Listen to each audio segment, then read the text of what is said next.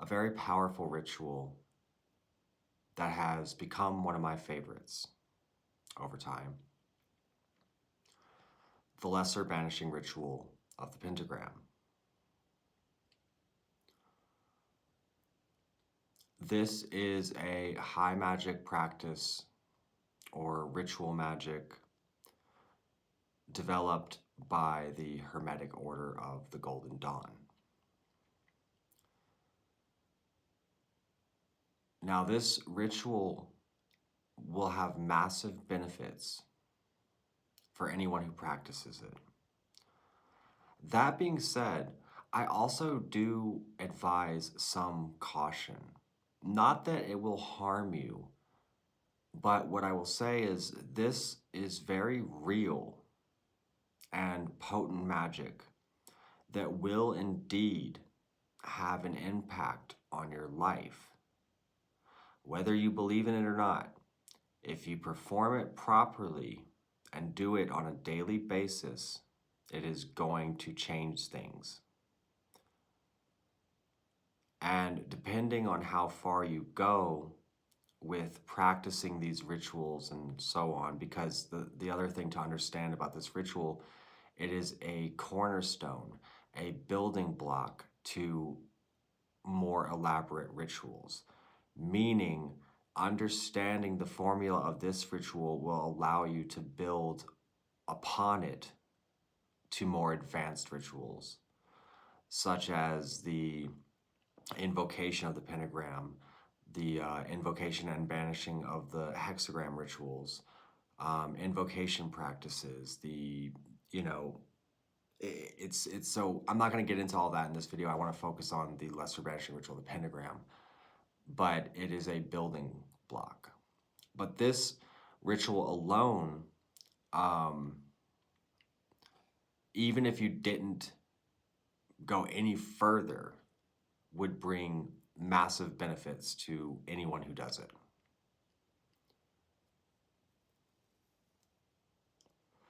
So what is it? It is it's a banishing ritual. It is the process of banishing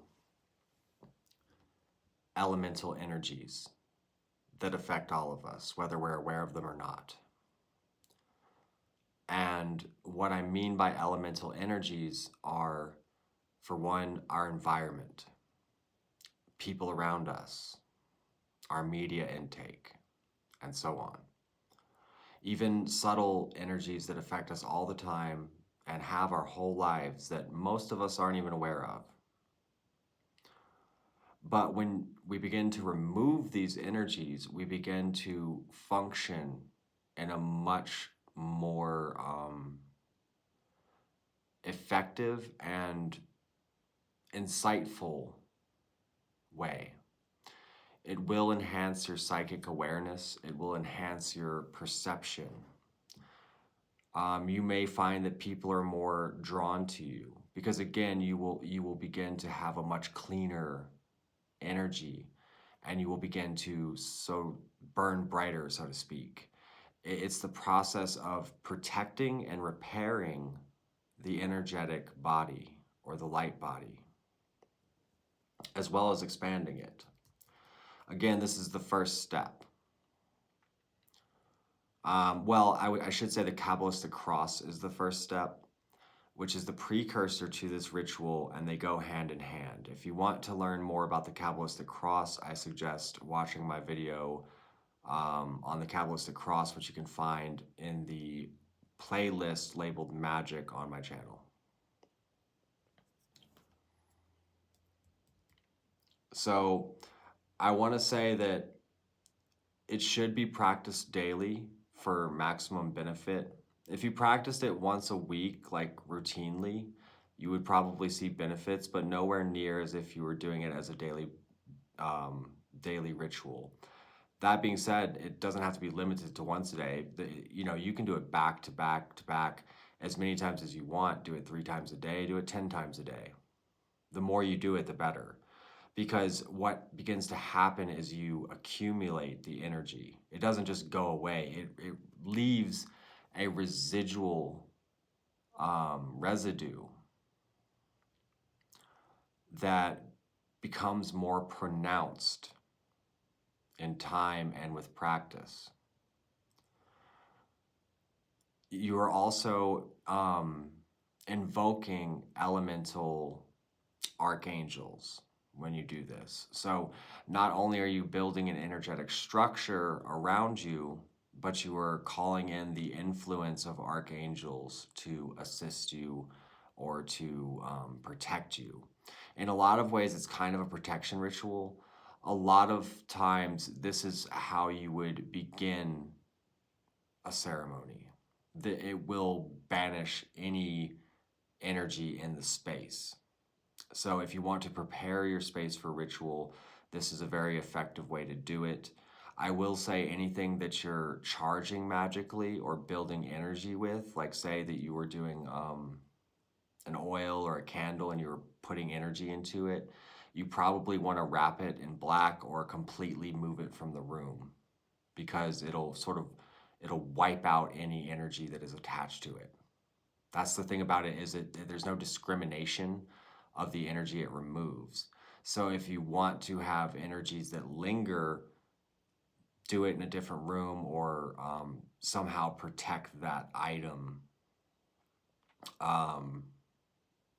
from basically this like blast, you know.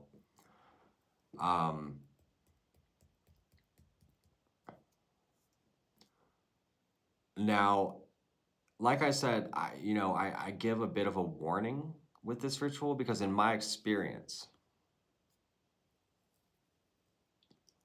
and with people I've taught and worked with, one of the first things that'll happen is your life could go into chaos. It could kind of flip on its head, because often we have a lot of things attached to us, people in our lives, circumstances in our lives that are ultimately harming us, or that shouldn't be there, or affect us more negatively than we're aware of.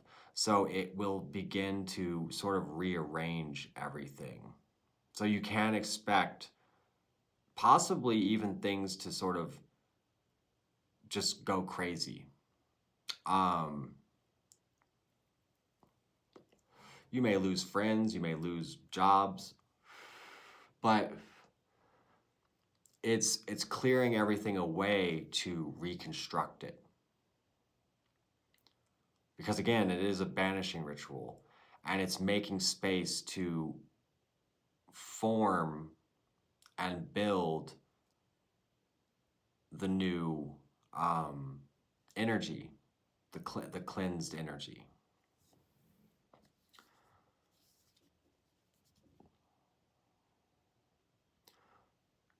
When I started to practice this ritual on a daily basis, to say it had a profound effect is an understatement. This ritual changed my life and changed the way that I viewed magic, changed the way that I viewed the world. It changed the way that I viewed God and reality itself. And mind you, this is sort of just step one when it comes to these kinds of practices. And so essentially what you're doing is you are going to be calling in raw, pure energy from the universe and channeling it through you and drawing pentagrams. And then again, gathering that raw external energy, channeling it through you, and vibrating holy names into these pentagrams. And so what do I mean by that? So the first part of this process, again, is the Kabbalistic cross. And when you start the Kabbalistic cross, you will visualize yourself growing larger and larger, expanding, until the earth is but a crumb beneath your feet. And then you visualize yourself in the center of the universe, surrounded by the vast black of space, all the stars and what have you. And you tap into that essence that I say is God, the point of all creation. And that's the raw energy that you're drawing in. And so the process of that is very important because you want to call in raw external energy and imprint your will on it rather than pushing out your own energy, because when you push out your own energy, it can have adverse effects. It can deteriorate you over time, even from my understanding. And so, and I want to say this is, my personal gnosis. I don't claim to be an authority. I don't claim to be an expert. This is how I have learned it and how I've come to understand it and how I know how to talk about it and what has worked for me. And if you do it as I did, you will have similar effects. Everyone's work is their own. But the process of drawing that energy in, you're in that astral space, that in-between of the worlds. That's what they call it, being in between the worlds, not entirely of the physical, not entirely of the spiritual. And you find this notion of in-between places in all kinds of systems of magic. For example, the crossroads in a lot of like folk magic traditions or like voodoo and things like that, the crossroads where two sections meet, the in-between. So when you're in that space, you are utilizing the fourfold breath. And again, I explained this on the Kabbalistic Cross video, but what you're doing is breathing in fours. So breathe in, 1, 2, 3, 4, hold, 1, 2, 3, 4, release, 1, 2, 3, 4, and hold, 1, 2, 3, 4, and you repeat that process. And so whenever you start to perform ritual, you want to be breathing in this way for a couple of reasons. For one, this is just an effective breathing technique that is utilized in various practices, meditation, yoga, so on. And what's going to happen is that will regulate your central nervous system, because no one would breathe in this way unless they were in a safe environment. In fact, soldiers are taught to utilize this breath in combat for that reason. Secondly, what it is going to do is when you do this every time you start to perform magic, that breathing is going to register in your mind, your central nervous system, your spirit, that you are stepping into a place of ritual, that you are beginning this process of magic. It will become one in this, it will become associated with it. Thus, it serves as a lubricant to step into that space. So the passing of energy, the channeling of energy, you're going to breathe in, and when you do that, you're going to see all the light of that raw energy, or all that raw energy, gather underneath your feet as a brilliant white light. And then when you exhale, you're going to see all of that light rush up through your feet, through your body, and out of your finger or dagger. For banishing rituals, you would often use a dagger. For invocation, you would use a wand. Or there's, some people use a wand, half of it painted black, half of it painted white, the black being for banishing, the white being for invocation. Whatever it is, you channel it out of that. And that is the moment of alchemy where that raw energy is passing through you, and your intention, your will, is being imprinted upon it and then released into the physical, where you would draw your pentagram. And so when you do this, you're going to draw a pentagram, a flaming blue pentagram. The way you visualize it is to visualize a flaming blue pentagram. For me, it kind of looks like lightning. It's like a very light, like electric kind of blue. And drawing that pentagram, for banishing, you do it a specific way, and for invocation, you do it a specific way. So for banishing, you start from the bottom up, whereas invocation, you would start from the top. So for the banishing pentagram, you start at your left hip, and then you go up to your forehead, down to your right hip, over to your left shoulder, over to your right shoulder, and then back down to the left hip. It always returns where it started. So again, starting at your left hip, up to your forehead, down to your right hip, over to your left shoulder, over to the right shoulder, and back down to the left hip. So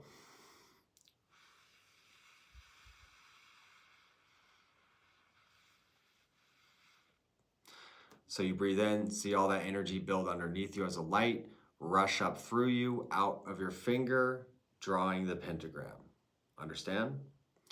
And so when you're doing this, you're facing the east, because again, Kabbalistic cross. We start from there, you know, and you're already facing the east. And so after you draw your pentagram, you're going to vibrate holy names into it. So in the east, you would vibrate Yod-He, Vav-He. And you basically repeat that process of channeling the raw energy and out of your finger. So what you do after you draw the pentagram is you breathe in, see all that light gather underneath your feet, and then pierce the pentagram in the center and have that light rush up through you and out of your finger. And as it's going out of your finger, you vibrate Yod-He, Vav-He. So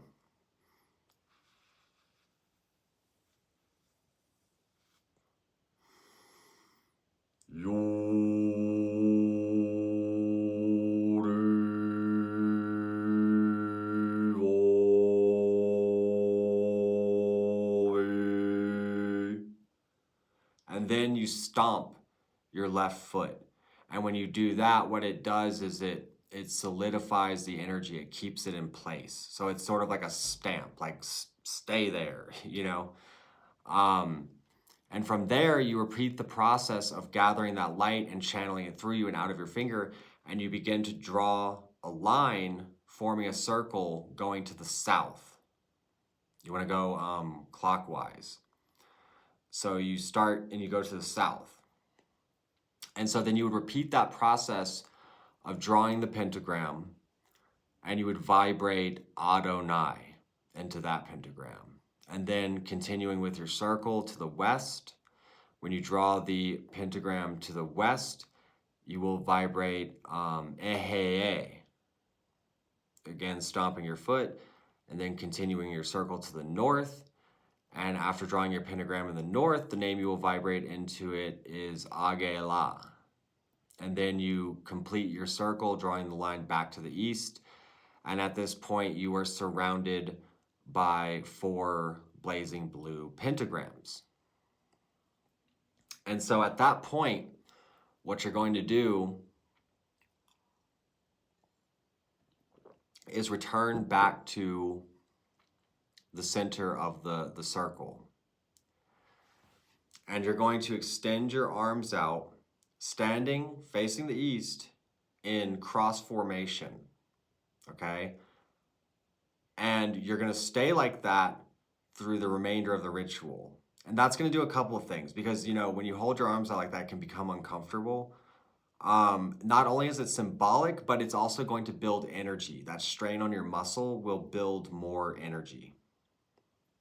And so what you're going to do is start to call in the archangels at that point. And, you know, you can vibrate it like you did the names. A lot of people also sing the names of the angels. So like, Raphael,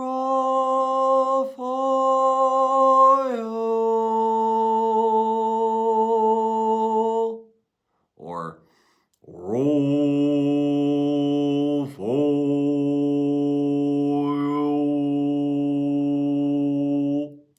however you prefer. It doesn't have to be loud, you know, like say you have roommates or something, you can do it to yourself, just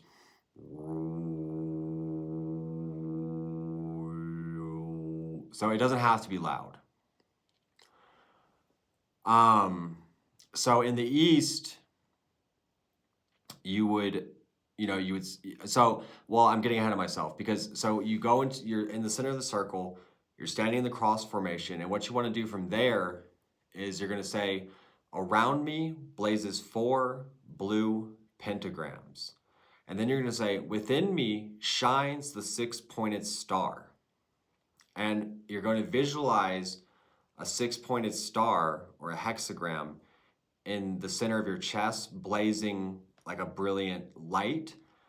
The triangle going up will be red, and the triangle going down will be the color blue. And so from that point, still standing in cross formation, you'll say, before me, guardian of the east, ruler of air, and then vibrate Raphael. And then you're going to say, behind me, guardian of the west. Oh, and so when you vibrate Raphael, you're going to see Raphael expand out of the pentagram, glowing a bright yellow light. And, you know, how you visualize the angels may differ. They could appear as like your traditional illustrations of angels and like with wings and robes. Personally, for me, I kind of just see them as orbs of light at this point. So I will just see a big blob of yellow light. There's no distinguishing features. But whatever helps you, you know, that's just sort of how I've come to understand it. And which makes a lot of sense because what you're calling in is the energy or essence of these angels. And, you know, our depictions of them, you know, aren't, in my opinion, are not accurate to how they look or how they present. But, you know, if it helps you, or if that's how you naturally see them as like angels, like, oh, like that's fine, that works, that's great, like do that. I don't want to discourage from that. And so after calling in Raphael, you'll say, behind me, guardian of the west, ruler of water. And you're going to call in, vibrate Gabriel. And you will see Gabriel, you don't turn around, by the way, you're facing east the whole time. But in your mind's eye, you'll see Gabriel expand out of the pentagram in the west behind you, a radiant blue light. And then you will say, at my right hand in the south, ruler of fire, Michael or Michael, and he will expand out of the pentagram, radiating a red light. And then at my left hand, guardian of the north, ruler of earth, Uriel, vibrating Uriel, and you will see Uriel appear in green. And then beneath you, you will see, you will call in Sandalphon, who, for me, a lot of people see him as, Sandalphon is green, but I see Sandalphon in a tan robe, or a tan light. And above me, Metatron. Or, excuse me, you would start with Metatron. You would start with above me, Metatron, and then beneath me, Sandalphon. And so at this point, you're surrounded by those angels as well as the pentagrams. And now the thing to keep in mind with these angels is they are associated with elements and seasons. So when you call in Raphael, for example, who is associated with spring, you know, feel like a spring breeze hit you. When you call in Michael in the south, who is associated with summer, feel that summer heat or fire, you know. And then when you call in Gabriel, feel, who is associated with water, you know, feel the moisture of water, or the season of fall, like the moist fall, you know, kind of cool air. And then in the north, earth, Uriel's associated with earth and winter, so like cold dirt, you know, or whatever sensations come to you. You know, a big part of this is being able to develop a sensory world within yourself, the ability to visualize these things clearly, to vibrate clearly, to experience those sensations of temperature, of elements, all sort of through the mind, right? And that takes practice. Don't be discouraged if that's not easy at first. Just keep doing it. Don't be overly concerned with getting it perfect right away. Like don't think that you're going to be damned to all eternity because you pronounce Adonai wrong or something. It's just keep practicing and give it your best effort. And in time, you will improve and it'll become more natural.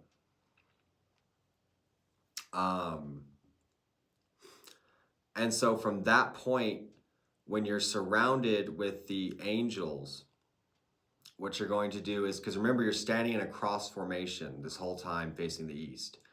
And so you're going to visualize all those angels and the pentagrams around you. And you're going to, and remember the fourfold breath you're doing through this whole process. So when you call in the angels,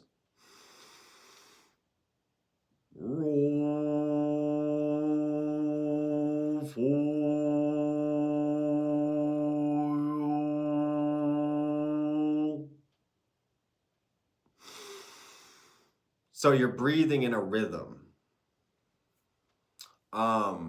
What you're going to do though is you're going to see everything, and then you're going to breathe in and you're going to make it glow all as bright as you possibly can, because remember, these are all lit up. It almost looks like neon structures, like the pentagrams, like picture it as like neon lines, and then the angels are vibrant lights. So but you're going to breathe in, and you can do this as many times as you want, but see all that stuff grow as bright as you can possibly make it. So say you did like 3 breaths, and just each time you see it grow brighter and brighter. And when you're ready, psychically grab those bars that are forming the circle and drag them over your head, forming, and see it extend like a dome of light over your head. And then grab it again, and then extend the dome beneath your feet and seal it off. And so at this point, you're surrounded by the pentagrams, by the angels, and a dome of brilliant, like white light, basically. And then you would close by repeating the Kabbalistic cross. So Kabbalistic cross, lesser banishing ritual of the pentagram, Kabbalistic cross. And then you're basically finished from there.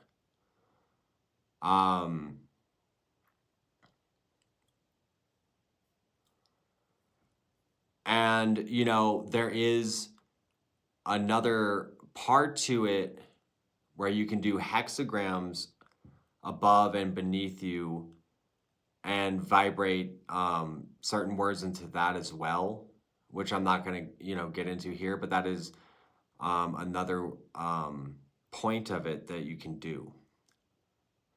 So I suggest doing as much research on this as you can on your own, because the thing is this is your work to take on, your labor to take on if you want to get into these practices.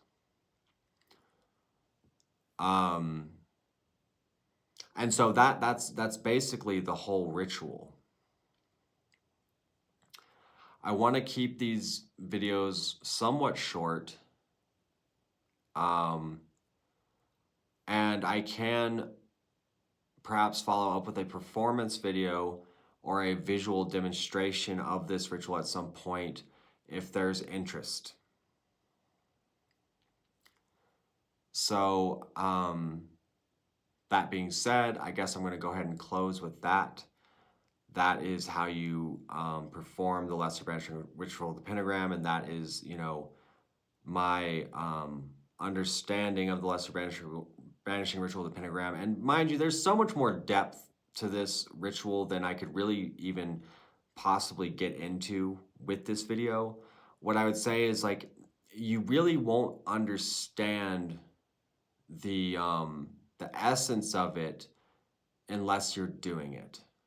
If you really want to experience it, if you really want to understand it, then I suggest practicing it. And so that being said, if you enjoyed this video, definitely feel free to like and subscribe. I do have a Patreon, which is available in the description below. It's the first link. So if you want to support the channel further in that way and gain access to exclusive content there, please do. And I hope you all have a great day.